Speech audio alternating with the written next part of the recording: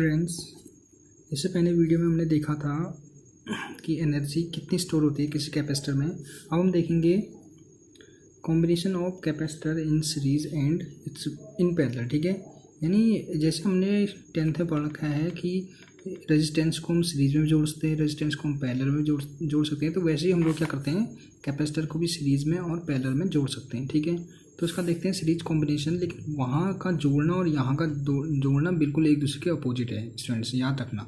ठीक है, आपको थोड़ा कन्फ्यूजन ना हो तो इसको अच्छे से देखिए। देखो सीरीज कॉम्बिनेशन में क्या होता है, करना सेम वही हमको। देखो क्या करना है कि कैपेसिटर को मैंने सीरीज में जोड़ दिया, इसको C1 C2 C3। ठीक है, मतलब 3 कैपेसिटर लिए, उनको ऐसे सीरीज में जोड़ दिया। ठीक है, जिनका कैपेसिटेंस C1 है अलग अलग है, C2 है और C3। ठीक है, तो ऑब्वियसली हमें पता है कि जब भी सीरीज़ में क्या होता है, पोटेंशियल अलग अलग होता है। ठीक है, डिफरेंट होता है सबका पोटेंशियल, V1 V2 V3।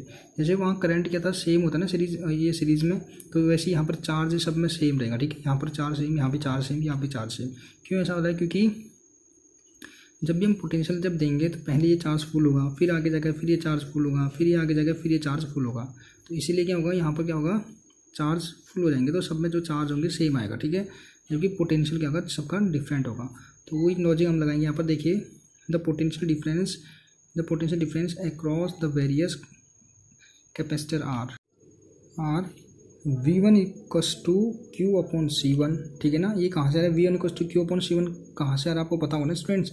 ये आ रहा है आपका, ये फॉर्मूला क्या था, C equal to Q upon V होता है ना, Q अपॉन V होता है। तो यहाँ से V यहाँ जाएगा और Q अपॉन में आ जाएगा, तो यहाँ पर C आएगा, तो V equal to Q upon C लिख सकता हूँ उसको मैं। ठीक है, तो आप यहाँ देखिए V equal to Q upon C। अगर फर्स्ट वाले के लिखेंगे पोटेंशियल डिफरेंस तो V1 equal to Q upon C, दूसरे के लिए V2 equal to Q upon C2, तीसरे के लिए Q अपॉन C3। ठीक है, तो वी नो दैट जो टोटल पोटेंशियल ये जो V है ना, वो इनके सम के इक्वल होगा। ठीक है, तो यहाँ से मैंने क्या कर दिया, V equal to V1 plus V2 plus V3। तो V इक्वल टू, अच्छा V इक्वल टू यहाँ से हम वैल्यू रख देंगे Q अपॉन C की, तो V equal to Q upon C रख दिया। और यहाँ भी V1 equal to Q1 upon C1 plus V2 equal to Q upon C2 plus V3 equal to Q upon C3। सबको क्या कर दिया, ऐड कर दिया। और आपको पता है कॉमन लेके इसको कैंसिल आउट हो जाता है। ठीक है, Q सबको कॉमन लेके हमने इसको क्या कर दिया, कैंसिल आउट होता है। तो आपको पता होना चाहिए स्टूडेंट। ठीक है, ये सारे जब सेम है तो हम कॉमन ले सकते हैं बाहर Q, और इस Q से Q कट गया होगा तो 1 upon C equal to 1 upon C1 plus 1 upon C2 plus 1 upon C3। तो स्टूडेंट्स आपने देखा होगा ना कि जब हम रेजिस्टेंस पढ़ते हैं, उसको रेजिस्टेंस जब निकालते हैं हम लोग कि सर्किट में, तो उसको जब हम सीरीज़ में जोड़ते हैं ना, तो वहाँ पर क्या आता है, R equals to R1 plus R2 plus R equals to R1 plus R2 plus R3 आता है ना।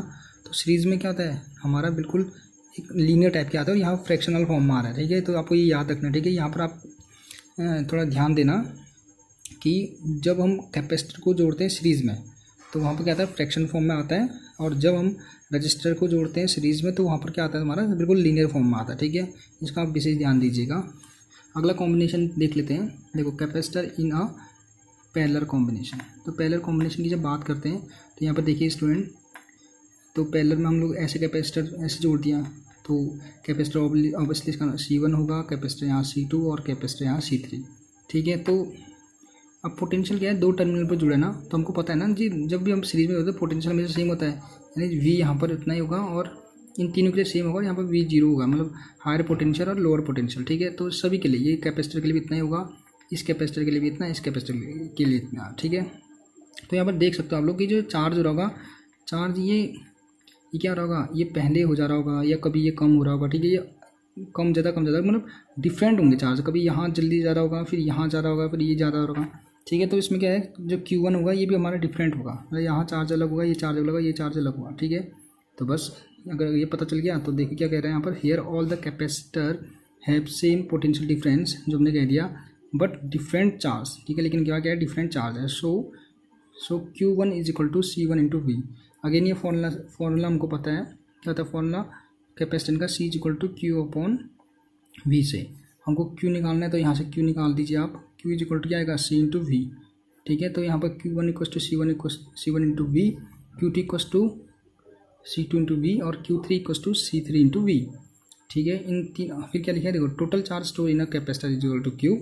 ठीक है, होते होते क्या जगह टोटल चार्ज क्यू स्टोर होगा तो उसकी वैल्यू क्या होगी, Q is equal to Q1 plus Q2 plus Q3, Q is equal to C1, Q की वैल्यू होती है C इंटू वी होती है, Q1 की वैल्यू होती है तुम्हारा C1 into we plus Q2 की वैल्यू है C2 इंटू वी और प्लस Q3 की वैल्यू C3 इंटू वी।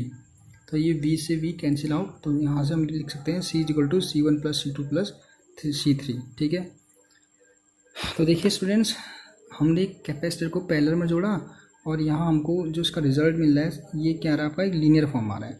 जबकि हमने देखा था ना हमारे रजिस्टर में हमने जब हम सीरीज में जोड़ते थे तो रजिस्टर में क्या आता है 1/r equal to 1/r1 plus 1/r2 plus 1/r3 dot dot dot आगे को ऐसे जुड़ते रहता था। ठीक है, यानी फ्रैक्शनल फॉर्म में जुड़ता था यहाँ पर। तो आप देखिए स्टूडेंट इसका विशेष ध्यान दीजिएगा कि यहाँ पर और रजिस्टर का बिल्कुल एक दूसरे का क्या है, अपोजिट है।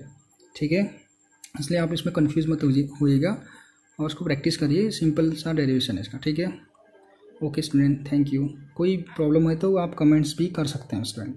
ठीक है, सिंपल सा वो है, बाकी आप हम आगे इसके न्यूमेरिकल में ज़्यादा डिस्कशन करेंगे। Okay, thank you students.